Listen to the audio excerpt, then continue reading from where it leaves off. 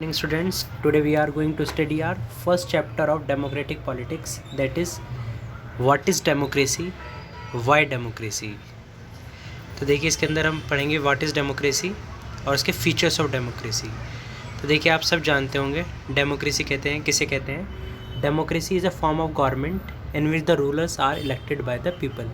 यानी कि डेमोक्रेसी वो फॉर्म ऑफ गवर्नमेंट है जिसके अंदर जो है ना रूलर्स को जो है ना पीपल इलेक्ट करते हैं, ठीक है ना। इस डेफिनेशन की हेल्प से आप जो है ना बहुत सारी गवर्नमेंट के बीच में डिस्टिंग्विश कर सकते हैं कि कौन सी डिक्टेटरशिप है, कौन सी मोनार्की है और कौन सी डेमोक्रेसी है। तो जहाँ पे रूलर को लोगों के द्वारा इलेक्ट किया जाए वो डेमोक्रेसी कहलाती है, जैसे इंडिया के अंदर। लेकिन सऊदी अरब के अंदर देखो किंग वाला शासन चलता है वहाँ पे, ठीक है ना। तो वो क्या है, मोनार्किल फॉर्म ऑफ गवर्नमेंट, ठीक है। कहीं पे ऐसा होता है कि बस एक ही आदमी का शासन चलता है और वही सब कुछ रूल करता है, उसे कहते हैं dictatorship form of government, dictator form of government, ठीक है ना। जैसे जर्मनी में हिटलर का था, ठीक है ना।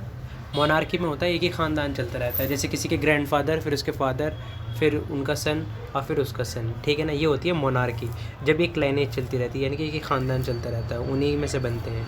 और डिक्टेटरशिप यानी कि जब एक आदमी पूरी कंट्री को कंट्रोल करता है, ठीक है ना। और डेमोक्रेसी वो फॉर्म ऑफ गवर्नमेंट है जिसके अंदर क्या नाम है, लोग जो हैं अपने रूलर्स को इलेक्ट करते हैं। लेकिन बहुत सारी देखो कंट्री ऐसी हैं जहाँ पे क्या नाम है, जहाँ लोग बाग जो है ना इलेक्ट करते हैं अपने रूलर्स को, उसके बावजूद भी वो डेमोक्रेसी नहीं है, ठीक है ना। तो वो हम देखेंगे। इस वजह से इस डेफिनेशन से सब चीज़ें क्लियर नहीं हो पाती हैं। तो इस वजह से हमें फीचर्स ऑफ डेमोक्रेसी में भी पढ़ना पड़ेगा, जिससे हम डिस्टिंग्विश कर सकें एक डेमोक्रेटिक फॉर्म ऑफ गवर्नमेंट में, एक मोनार्कियल फॉर्म ऑफ गवर्नमेंट है और एक डिक्टेटर फॉर्म ऑफ गवर्नमेंट के अंदर। तो पहले हम डेमोक्रेसी की डेफिनेशन पढ़ेंगे, फिर फीचर्स ऑफ डेमोक्रेसी पढ़ेंगे। इस चैप्टर की हेल्प से हम डिस्टिंग्विश कर सकते हैं अलग अलग कंट्री के अंदर कि किस कंट्री के अंदर डेमोक्रेसी है और किसके अंदर नहीं है, ठीक है। तो what is democracy?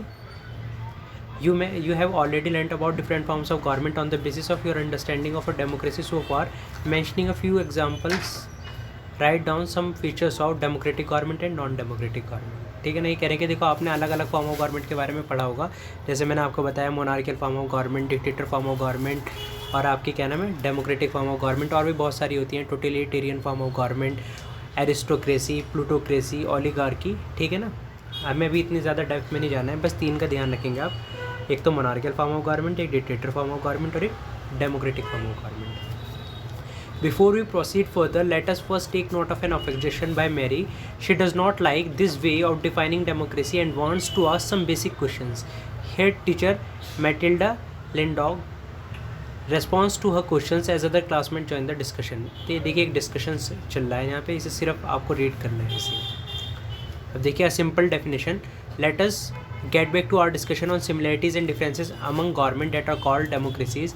One simple factor common to all democracy is the government is chosen by the people. We could start with a simple definition. Democracy is a form of government in which the rulers are elected by the people. तो यहाँ तक सिर्फ आपको एक बात ध्यान रखनी है, अगर आपसे कोई पूछे व्हाट इज़ डेमोक्रेसी, तो डेमोक्रेसी क्या है जो आपके बोल्ड लेटर के अंदर लिखी हुई है, बोल्ड लेटर में, democracy is a form of government in which the rulers are elected by the people. और एक आपने एक और डेमोक्रेसी की बहुत अच्छी डेफिनेशन सुनी होगी, democracy is of the people, for the people and by the people. और ये किसने गिवन दी थी आपको डेफिनेशन? अब्राहम लिंकन ने। This is useful starting point. This definition allow us to separate democratic form of government that are clearly not democratic. The army rulers of Myanmar were not elected by the peoples. Those who happened to be in control of the army become the rulers of the country. People had no say in the decision. Dictators like Pinochet are not elected by the people. This is also applies to monarchies. The kings of Saudi Arabia rule not because the people have chosen them to do so, but because they happen to be born into the royal family. तो देखिए इन्होंने कहा है कि democracy की definition बताई है, और इस डेमोक्रेसी की डेफिनेशन से हम दूसरी फॉर्म ऑफ गवर्नमेंट से डेमोक्रेटिक फॉर्म ऑफ गवर्नमेंट को सेपरेट कर सकते हैं। जैसे म्यांमार के अंदर उन लोगों का रूल चलता था जो आर्मी के कंट्रोल में होते थे, तो वहाँ पे देखिए रूलर को जो है वहाँ का म्यांमार के, उसे किसी ने नहीं इलेक्ट किया, पीपल ने इलेक्ट नहीं किया, तो वो डेमोक्रेटिक फॉर्म ऑफ गवर्नमेंट नहीं है। ऐसे देखिए पिनोचेट के अंदर डिक्टेटरशिप थी, उसके अंदर भी जो रूलर था उसे लोग बाग इलेक्ट नहीं करते थे। ऐसे देखिए मोनार्कियल फॉर्म ऑफ गवर्नमेंट है सऊदी अरबिया के अंदर। सऊदी अरबिया के अंदर किंग वो बनता है जो रॉयल फैमिली के अंदर बॉर्न हुआ हो, ठीक है ना। This simple definition is not educate, it remind us that democracy is people's to rule. But if we use this definition in an unthinking manner, we would end up calling almost every government that holds an election a democracy. That would be very misleading. As we shall find out in chapter 3, every government in contemporary world wants to be called a democracy, even if it is not so. This is why we need to carefully distinguish between a government that is democracy and one that pretends to be one. We can do so by understanding each word in this definition carefully and spelling out the features of a democratic government. तो देखो ये जो definition है ये मतलब काफ़ी नहीं है कि हम हर फॉर्म ऑफ गवर्नमेंट को डेमोक्रेटिक फॉर्म ऑफ गवर्नमेंट से सेपरेट कर सकें। इस वजह से देखो बहुत सारी कंट्री ऐसी हैं जहाँ पे इलेक्शंस होते हैं, लेकिन उसके बावजूद भी वहाँ पे जो गवर्नमेंट है वो डेमोक्रेटिक नहीं है। जैसे चाइना हो गई, ठीक है ना, मैक्सिको हो गया, ठीक है ना, इन जगहों पे क्या होते हैं, इलेक्शंस होते हैं, जो रूलर्स हैं वो लोगों के द्वारा इलेक्ट किए जाते हैं, उसके बावजूद भी डेमोक्रेटिक फॉर्म ऑफ गवर्नमेंट नहीं है, ठीक है ना। तो ये डेफिनेशन काफ़ी नहीं है कि हम हर फॉर्म ऑफ गवर्नमेंट से डेमोक्रेटिक फॉर्म ऑफ गवर्नमेंट को सेपरेट कर दें। तो इसी वजह से हमें इस डेफिनेशन के हर वर्ड को बहुत अच्छे से समझना पड़ेगा, और साथ ही साथ फीचर्स ऑफ जो है ना डेमोक्रेटिक फॉर्म ऑफ गवर्नमेंट के जो फीचर्स हैं उन्हें भी बहुत अच्छे से समझना पड़ेगा। तो फीचर्स ऑफ डेमोक्रेसी, तो डेमोक्रेसी के फीचर्स को पढ़ेंगे हम, और उससे पहले हम इसके हर वर्ड को समझेंगे। We have started with a simple definition that democracy is a form of government in which the rulers are elected by the people. This raises many questions. तो देखो हमने एक सिंपल डेफिनेशन से स्टार्ट किया था कि डेमोक्रेसी वो form of government है जिसमें रूलर्स जो हैं पीपल के द्वारा इलेक्ट किए जाते हैं, लेकिन इससे बहुत सारे क्वेश्चंस उठते हैं कि ये जो रूलर है इसे ये मतलब कौन होगा जिसे लोग बाग इलेक्ट करेंगे इस रूलर को। दूसरी बात, किस तरह इलेक्ट करेंगे, किस तरह इलेक्शन होंगे, ठीक है ना, कैसे वो इलेक्शन होंगे। दूसरी बात जो तीसरी बात, जो इलेक्ट करने वाले लोग हैं वो कौन होंगे, इसी कंट्री के होंगे, दूसरी कंट्री के होंगे, या हर किसी को राइट होगा नहीं होगा, या हर किसी के वोट की वैल्यू सेम होगी नहीं होगी, ठीक है ना। तो पहला तो क्या था कि वो रूलर कौन होगा, फिर दूसरा इलेक्शन कैसे होंगे, ठीक है ना, फिर तीसरा ये कि कौन लोग उन्हें इलेक्ट करेंगे, चौथा जो रूलर इलेक्ट होकर आएंगे क्या उनके पास अनलिमिटेड पावर होगी, जो वो चाहे वो कर सकते हैं, या उनके ऊपर कोई कॉन्स्टिट्यूशन ने लिमिट लगाई हुई है, ठीक है ना। तो देखो एक तो हमें इस डेमोक्रेसी की जो डेफिनेशन है इसे बहुत अच्छे से पढ़ना पड़ेगा और इसके फीचर्स को पढ़ना पड़ेगा, तभी हम डिस्टिंग्विश कर सकते हैं डेमोक्रेटिक फॉर्म ऑफ गवर्नमेंट को अदर फॉर्म ऑफ गवर्नमेंट से। तो देखो इसमें पहले डेफिनेशन बताई गई है, फिर 4 क्वेश्चन पूछे गए हैं। तो फर्स्ट क्वेश्चन ये है, who are the rulers in this definition, which officials must be elected for any government to be called a democracy, which decision may be taken by non-elected official in a democracy। कि कौन rulers होंगे इस definition में, किस ruler की बात चल रही है, ठीक है ना। दूसरी बात है, what kind of election constitute a democratic election, what condition must be fulfilled for an election to be considered democratic। कि किस तरह के इलेक्शन को हम डेमोक्रेटिक इलेक्शन कहते हैं, कौन कौन सी कंडीशन फुलफिल होंगी जब हम उन इलेक्शन को क्या कहेंगे, एक डेमोक्रेटिक इलेक्शन। फिर ये देखिए, who are the peoples who can elect the rulers और get elected as rulers, should this include every citizen on an equal basis, can a democracy deny some citizen this right. ये कह रहे हैं कि कौन पीपल होगा जो इन rulers को इलेक्ट करेगा, और ये सारे के सारे सिटीजन्स को इक्वल ट्रीट किया जाएगा, या फिर डेमोक्रेसी के अंदर ऐसा भी हो सकता है कि कुछ डिसीजन के वोटिंग राइट को डिनाई कर दिया जाए, ठीक है ना।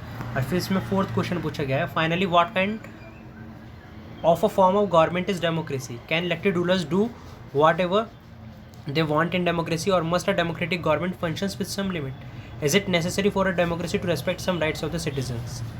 तो इसमें यही बताया गया है कि जो इलेक्टेड रूलर्स होंगे क्या उनके पास अनलिमिटेड पावर होगी, ये जो डेमोक्रेटिक गवर्नमेंट है उनके फंक्शंस पे कुछ लिमिट्स लगाती है, ठीक है ना। Let us consider each of this question with the help of some example. अब देखिए हम इन चारों क्वेश्चन को आंसर करने की कोशिश करेंगे कुछ आंसर्स के थ्रू। तो फर्स्ट फीचर्स है इसके अंदर, जो डेमोक्रेसी है, डेमोक्रेसी का फर्स्ट फीचर है major decision by elected leaders, कि जो सारे के सारे डिसीजंस हैं उन्हें वो कौन लेगा, इलेक्टेड लीडर्स। इलेक्टेड लीडर्स यानी कि जिन्हें पीपल ने इलेक्ट किया है। तो देखिए इसके अंदर पहले एक मैं आपको ओवरव्यू देता हूँ कि इसके अंदर पढ़ेंगे क्या हम इस पैराग्राफ के अंदर। देखिए जो पाकिस्तान के जनरल थे परवेज़ मुशर्रफ, इन्होंने एक मिलिट्री कूप किया था अक्टूबर 1999 में। मिलिट्री कूप क्या होता है, मिलिट्री कूप में ये होता है कि जो डेमोक्रेटिक फॉर्म ऑफ गवर्नमेंट होती है उसे ओवरथ्रू किया जाता है, किसकी हेल्प से, मिलिट्री की हेल्प से, ठीक है ना। मिलिट्री की हेल्प से जो डेमोक्रेटिक गवर्नमेंट होती है, जो इलेक्टेड रूलर होते हैं उसे हटा दिया जाता है और मिलिट्री का वहाँ पे जो राज है वो इस्टेब्लिश कर दिया जाता है, ठीक है। तो ऐसे ही पाकिस्तान के जनरल परवेज़ मुशर्रफ थे जिन्होंने एक मिलिट्री कूप किया था अक्टूबर 1999 के अंदर। उन्होंने जो था डेमोक्रेटिक इलेक्टेड गवर्नमेंट को हटा दिया था और अपने आप को कहा था कि मैं चीफ एग्जीक्यूटिव हूँ कंट्री का। और बाद में उन्होंने अपने चीफ एग्जीक्यूटिव की जो पोस्ट थी उसका नेम को चेंज कर दिया था, अब उसे क्या कहने लगे थे, प्रेसिडेंट।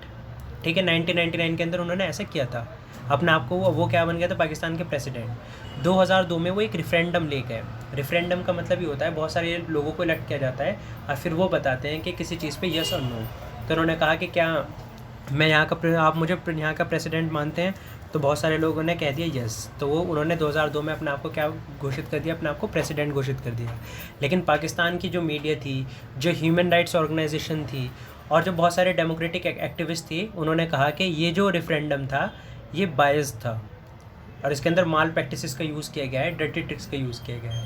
यानी कि जो पाकिस्तान मीडिया थी, जो ह्यूमन राइट्स ऑर्गेनाइजेशन थी, उन्होंने कहा कि माल प्रैक्टिसेस का यूज़ किया गया है, इसके अंदर फ्रॉड किया हुआ है जनरल परवेज़ मुशर्रफ ने।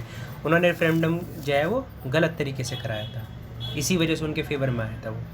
लेकिन फिर अगस्त 2002 के अंदर जो जनरल परवेज़ मुशर्रफ थे वो लीगल फ्रेमवर्क ऑर्डर लेकर आए। लीगल फ्रेमवर्क ऑर्डर का मतलब क्या था कि यानी कि उन्होंने कॉन्स्टिट्यूशन को अमेंड किया पाकिस्तान के, और पाकिस्तान के कॉन्स्टिट्यूशन को अमेंड किया और उन्होंने कहा कि जो प्रेसिडेंट है पाकिस्तान का, उसके पास इतनी पावर है वो नेशनल और प्रोविंशियल असेंबलीज़ को डिसमिस कर सकता है। वहाँ का प्रेसिडेंट कौन बन गए थे, जनरल परवेज़ मुशर्रफ। उन्होंने कहा कि नेशनल गवर्नमेंट की जो असेंबलीज़ हैं, जैसे हमारे यहाँ लोकसभा राज्यसभा हैं, उन्हें कौन डिसमिस कर सकता है, प्रेसिडेंट, जब चाहे डिसमिस कर सकता है, और प्रेसिडेंट जनरल परवेज़ मुशर्रफ है। और जो वहाँ की क्या नाम है, प्रोविंशियल असेंबलीज़ यानी कि छोटे छोटे रीजन के मान सकते हैं स्टेट की तरह। जैसे हमारे यहाँ पे क्या है, लेजिस्लेटिव असेंबलीज़ हैं, तो उन्हें भी कौन डिसमिस कर सकता है, प्रेसिडेंट डिसमिस कर सकता है। तो देखो इसमें क्या नाम है, जो मेजर डिसीजन है वो इलेक्टेड बाय द पीपल से लिए जा रहे हैं, नहीं लिए जा रहे हैं, क्योंकि जो इलेक्ट होकर आए हैं, जैसे नेशनल असेंबली में जो बैठे हैं वो इलेक्ट होकर आए हैं, जो स्टेट असेंबली और प्रोविंशियल असेंबलीज में बैठे हैं वो इलेक्ट होकर आए हैं, लेकिन वो कोई डिसीजन ले ही नहीं सकते। क्यों? क्योंकि उनको कभी भी डिसमिस कर सकते हैं कौन, प्रेसिडेंट। दूसरी बात, उन्होंने एक नेशनल सिक्योरिटी काउंसिल बनाई थी, और जो नेशनल सिक्योरिटी काउंसिल थी इसके अंदर मिलिट्री ऑफिसर्स थी, ठीक है ना। और जितने भी लॉ पास होते थे या जितनी भी चीज़ होती थी, ये नेशनल सिक्योरिटी काउंसिल मतलब डिसाइड करती थी। जो ये थे ना आपके नेशनल असेंबली वाले या फिर आपके प्रोविंशियल असेंबली वाले, इनके डिसीज़न की कोई ज़्यादा इंपॉर्टेंस नहीं होती थी, इनके डिसीज़न को पलट सकते थे नेशनल सिक्योरिटी काउंसिल वाले। और अगर ये ज़्यादा कुछ इनके अगेंस्ट प्रोटेस्ट कर सकते थे तो प्रेसिडेंट के पास पावर थी इन्हें डिसमिस करने की। तो देखो इसके अंदर जो है ना, जो मेजर पावर है, जो है डिसीजन मेकिंग पावर जो है, वो उन लोगों के पास नहीं है जिन्हें लोगों ने इलेक्ट किया है। तो देखो जो पाकिस्तान के अंदर गवर्नमेंट थी 1999 से लेकर 2002 के अंदर, वो क्या थी, non democratic form of government. तो देखो ये फर्स्ट फीचर है, इसे हमें याद रखना है डेमोक्रेसी का। In a democracy the final decision making power must rest with those elected by the people. यानी कि डेमोक्रेसी के अंदर जो फाइनल डिसीजन मेकिंग पावर है, जो फाइनल डिसीजन लेने की पावर है, वो किसके हाथ में होनी चाहिए, जिन्हें लोगों ने इलेक्ट किया है। ठीक है, अब इस पैराग्राफ को हम पढ़ेंगे। In Pakistan general Parvez Musharraf led a military coup in October 1999। जैसे मैंने बताया, जनरल परवेज़ मुशर्रफ ने एक मिलिट्री कूप किया था अक्टूबर 1999 के अंदर। He overthrew a democratic elected government and declared himself the chief executive of the country. उन्होंने डेमोक्रेटिक इलेक्टेड गवर्नमेंट को क्या कर दिया था, ओवरथ्रू कर दिया था, और अपने आप को चीफ एग्जीक्यूटिव बताया था, डिक्लेयर कर दिया था कि मैं चीफ एग्जीक्यूटिव हूँ कंट्री का। Later he changes designation to president and in 2002 held referendum in the country that granted him a 5-year extension.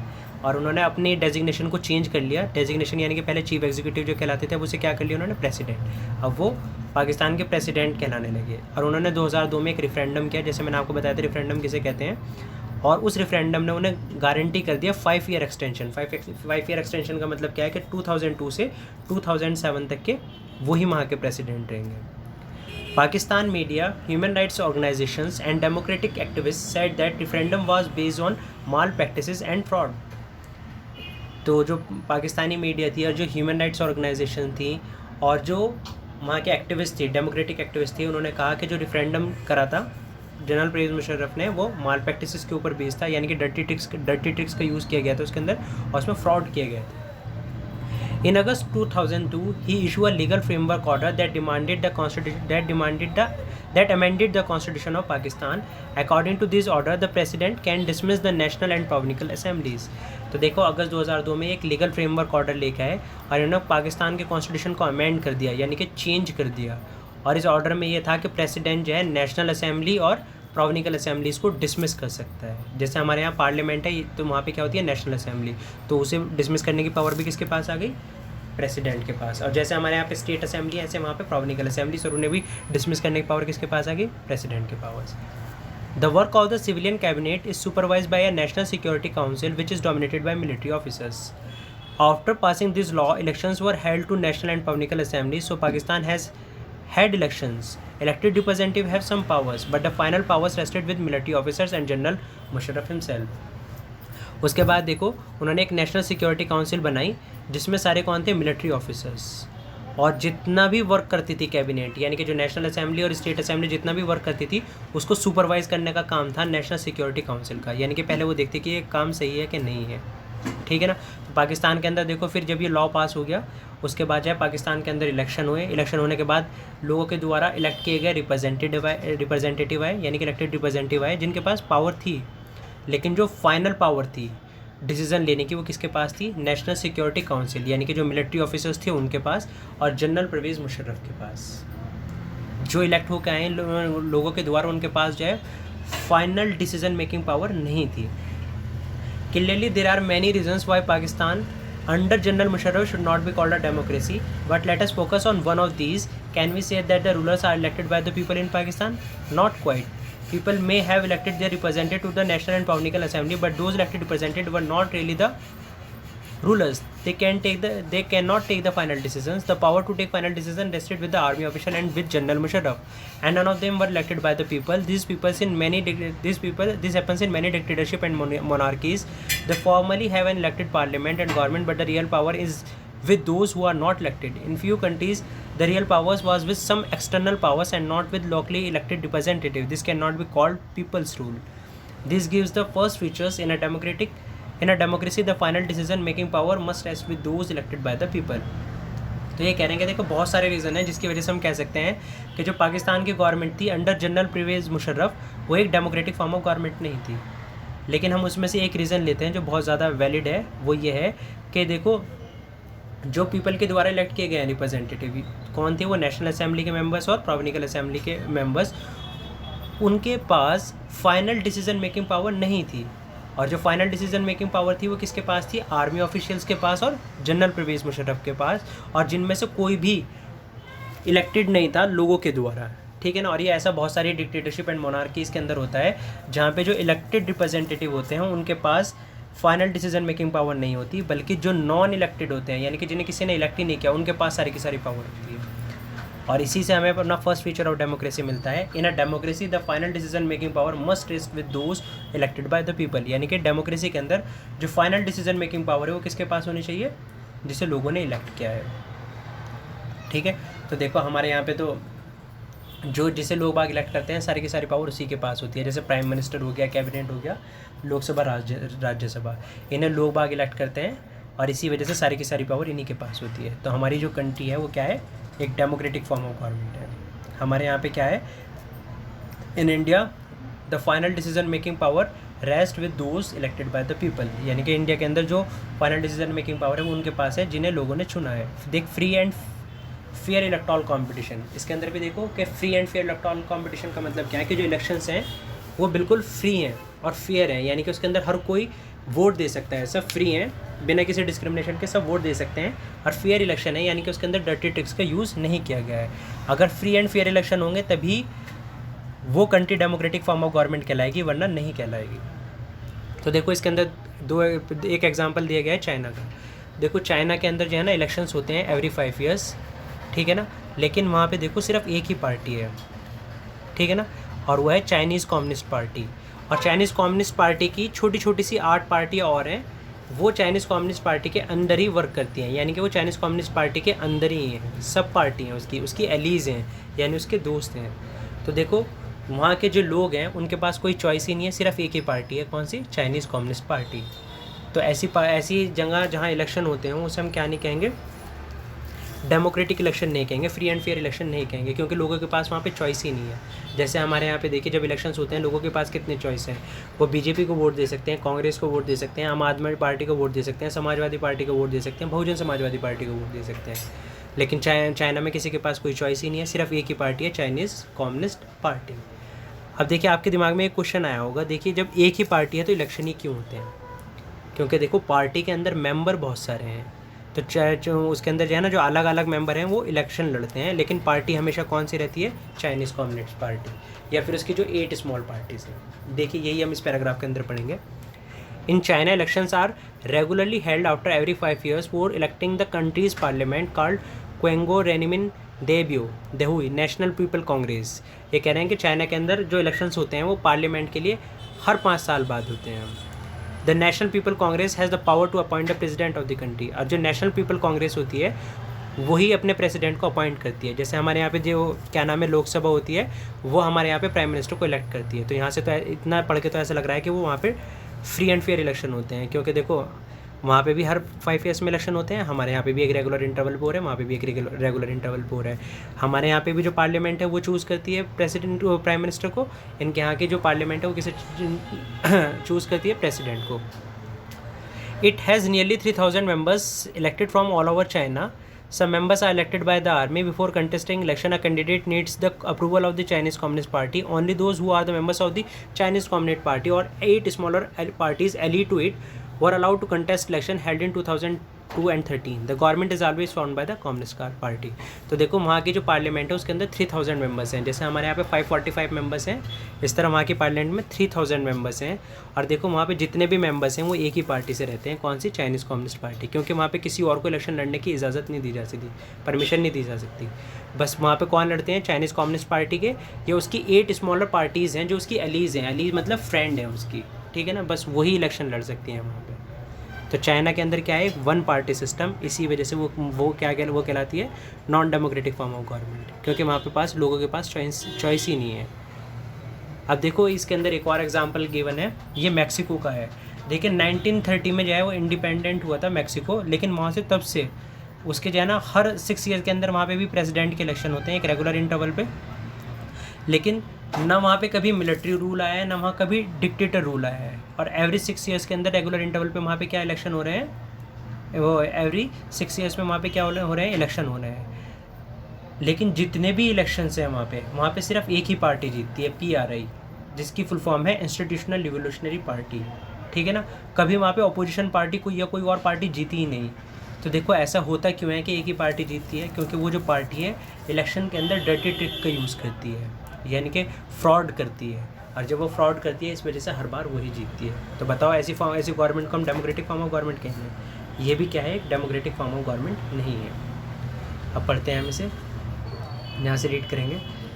Since it's independence in 1930 Mexico holds elections every 6 years to elect its president. The country has never been under a military or dictator rule. तो देखो जब से आज़ाद हुआ है Mexico 1930 से, वहाँ पे जो मैक्सिको के अंदर है एवरी 6 years के अंदर इलेक्शन होते हैं प्रेसिडेंट के लिए। और कभी भी कंट्री के अंदर ना मिलिट्री रूल आया ना डिक्टेटर रूल आया। But until 2000 every election was won by a party called PRI, Institutional Revolutionary Party. Opposition party did contest election but never managed to win. तो देखिए कह रहे हैं कि 2000 के बाद से कभी भी वहाँ पे एक ही पार्टी जीत रही है। 2000 के बाद से वहाँ पे बस एक ही पार्टी जीत रही है, PRI, जिसकी फुल फॉर्म है इंस्टीट्यूशनल रिवोल्यूशनरी पार्टी। वहाँ पे अपोजिशन पार्टी कंटेस्ट तो करती है इलेक्शन, लेकिन कभी जीत नहीं पाती। तो ऐसा क्यों होता है? The PRI was known to use many dirty tricks to win election. All those who were employed in government office had to attend its party meeting. Teachers of government school used to force parents to vote for the PRI. Media largely ignore the activities of opposition political parties except to criticize them. The polling booths were shifted from one place to another in the last minute, which made it difficult for people to cast their vote. The PRI spent a large sum of money in the campaign for its candidates. देखो ऐसा क्यों होता है? PRI जीती है क्योंकि PRI dirty tricks का use करती है। कौन कौन सी डर्टी ट्रिक का यूज़ करती है? देखिए स्कूल्स के अंदर जो PTM होती है, पेरेंट टीचर मीटिंग होती है, उसके अंदर टीचर फोर्स करते हैं पेरेंट्स को क्या PRI के लिए वोट करना, ठीक है ना। और जो वहाँ की मीडिया है वो बहुत ज़्यादा बायस मीडिया है, और वो जो है ना जितनी भी अपोजिशन पॉलिटिकल पार्टी है उनकी एक्टिविटीज़ को क्या कर देती है? इग्नोर करती है, और उन्हें ही क्रिटिसाइज़ करती है, उन्हीं से क्वेश्चन पूछती है जो अपोजिशन पार्टी होती है। और वहाँ पे क्या होता है? जो पोलिंग बूथ्स होते हैं उन्हें शिफ्ट कर दिया जाता है लास्ट मिनट पे। मतलब कहा जाएगा कि यहाँ पे वोट डलेंगे और लास्ट मिनट पे क्या कर देंगे? उसे चेंज कर देंगे और दूसरी जगह वोट डलने शुरू हो जाते हैं। और जहाँ पे वोट डलते हैं सिर्फ वो उन्हें पता रहता है जो PRI पार्टी के लोग हैं। तो PRI की पार्टी के वहाँ लोग जाते हैं और वहाँ पे अपने गलत वोट डाल देते हैं। और PRI जो है बहुत ज़्यादा पैसों का यूज़ करती है अपनी कैंपेनिंग करने के लिए, कैंडिडेट की कैंपेनिंग करने के लिए, यानी कि एडवर्टाइज वगैरह करने के लिए। इसी वजह से वहाँ पे वो कौन जीतती है, हमेशा PRI जीतती है। Should we consider the election described above as examples of people electing their rulers? Reading these examples, we get a sense that we cannot. There are many problems here in China with the elections do not offer the people any serious choice. They have to choose the ruling party and the candidates approved by it. Can we call this a choice? In the Mexican examples, people seem to really have a choice, but in practice they had no choice. There was no way the ruling party could be defeated. Even if people were against it, they are not fair elections. तो देखो इन दोनों examples को पढ़ के हमें लगता है कि जो चाइना के अंदर इलेक्शंस हो रहे थे वहाँ पे किसी के पास सीरियस चॉइस ही नहीं थी, वहाँ पे फेयर चॉइस अवेलेबल ही नहीं थी, क्योंकि वहाँ पे हमेशा एक ही पार्टी जीतती थी, बस उसके कैंडिडेट चेंज होते रहते थे, तो वहाँ पे चॉइस अवेलेबल नहीं थी। मैक्सिको के अंदर देखो चॉइस तो अवेलेबल थी, प्रैक्टिस के अंदर वहाँ पे कोई चॉइस नहीं थी, क्योंकि वहाँ चॉइस तो थी कि दूसरी पार्टीज इलेक्शन लड़ सकती हैं, लेकिन उनसे कोई फ़र्क नहीं पड़ता था, जीतती वहाँ पे एक ही पार्टी थी, तो यानी कि वहाँ पे कोई चॉइस थी नहीं लोगों के पास, ठीक है ना। अगर पीपल उनके अगेंस्ट भी होते थे तो तब भी वहाँ पे जीतती कौन थी PRI, क्योंकि वहाँ पे फेयर इलेक्शन नहीं होते थे। We can thus add a second feature to our understanding of democracy. Holding election of any kind is not sufficient. The election must offer a real choice between political alternative, and it should be possible for people to see this choice to remove the existing rulers if they wish so. So our democracy must be based on a free fair election where those currently in power have a fair chance of losing. We shall find out more about democratic elections in chapter 3. तो देखिए इसमें कहा गया है हमें second feature of democracy मिलता है। Second feature of democracy के बारे में हम पढ़ेंगे, यानी कि हर कंट्री के अंदर लोगों के पास चॉइस होनी चाहिए। ऐसा नहीं चाइना की तरह बस एक पार्टी, अलग अलग पार्टी होनी चाहिए, लोगों के पास चॉइस होनी चाहिए। दूसरी, लोगों के पास इतनी पावर होनी चाहिए कि अगर वो एग्जिस्टिंग गवर्नमेंट को हटाना चाहते हैं तो हटा सकते हैं। जैसे हमारे यहाँ पे देखिए कभी कांग्रेस रहती है, कभी BJP रहती है, कभी कोई और सी पार्टी रहती है, लेकिन मैक्सिको के अंदर सिर्फ एक ही पार्टी थी। तो सेकंड फीचर ऑफ डेमोक्रेसी क्या है? A democracy must be based on a free and fair election. तो डेमोक्रेसी के अंदर कैसे इलेक्शन चाहिए? Free and fair election where those currently in power have a fair chance of losing, यानी कि जो इस टाइम पावर में है उन पे भी हारने का चांस हो, ये नहीं कि बस जो पावर में है हमेशा वही पावर के अंदर है। That's all for today, thank you.